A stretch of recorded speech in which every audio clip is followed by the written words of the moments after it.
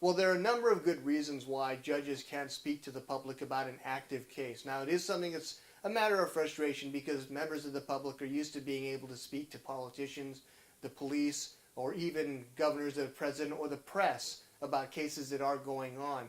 Judges can't. And there are three good reasons for this. First is that a judge is limited to considering only the information that's actually brought out in open court by the parties or by other means.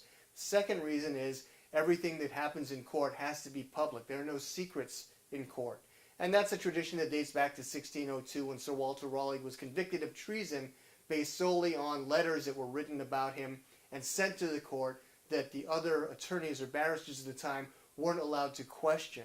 Which leads to the third reason, which is that everything that a judge does has to follow the rule of law as passed by governing bodies like the legislature.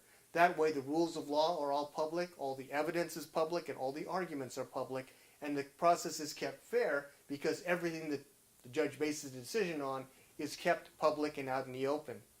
And for that reason, it's difficult or even impossible for us to accept any comment that's behind closed doors. So if letters are sent to us, they'll go out to other parties. If phone calls are given directly to chambers, we'll typically turn them away. And the reason, again, is because these are not public communications, and anything we decide on has to be kept public, and by that means, the entire process is kept fair.